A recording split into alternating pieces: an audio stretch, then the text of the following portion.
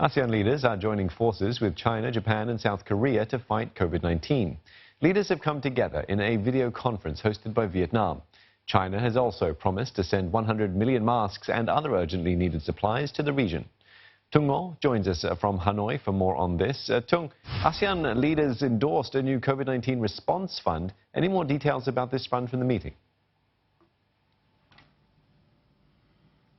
We are still waiting for the joint statement of the leaders at this moment, so we need to wait for the joint statement to know more about the details. But we understand from the statement, from the speech of Cambodian Prime Minister at the summit earlier today, that he welcomes the establishment of the fund, ASEAN Fund, to respond to COVID-19, and also from the statement of Thailand Prime Minister, we understand that he suggested one way to establish that fund is to prioritize the existing fund of not just 10 ASEAN members, but also of other 3 partners of China, Japan, and South Korea as well. And the Thai Prime Minister suggested that the fund could be spent to purchase more medical equipment such as face masks and testing kits in the face of the coronavirus pandemic.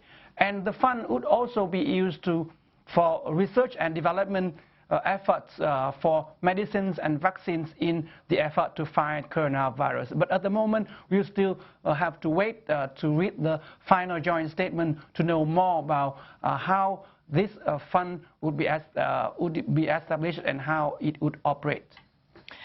Tung, the coronavirus outbreak, it has led to border closures and travel restrictions across Southeast Asia and the world. What does this virus outbreak mean for Vietnam's chairmanship this year for ASEAN in particular? Well, the COVID-19 pandemic means a big and unprecedented challenge for Vietnam chairmanship this year. As you know, Vietnam, as a chairman of ASEAN this year, set out a number of priorities on the cooperation agenda of ASEAN and between ASEAN and its partners. But the summit, virtual summit today, only discussed on the efforts to fight COVID-19. It's understandable given all the effects and impact of COVID-19 has been presenting to all the countries in the region.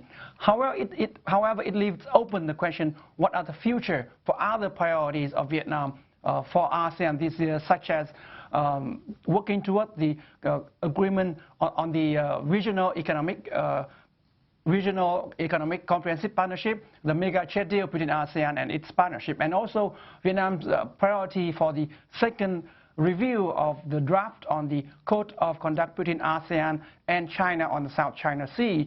And it's why at the time when tension in South China Sea continue to simmer. Particularly today, we've been reading reports that Chinese aircraft carrier is now in the South China Sea for a military exercise, and we've been reading a report from Reuters that a survey ship of Chinese survey ship has entered Vietnam's exclusive economic zone today. So, and today's meeting is a virtual meeting. So ASEAN Summit is not only important about where the leaders can convene and discuss, but also it's a venue for bilateral talks, bilateral discussions on the sideline for the leaders to better understand their positions and smooth out their differences. But that would be difficult to achieve in a video conference on special summits like this one. All right, thanks for that. Tung Ngo speaking to us from Hanoi.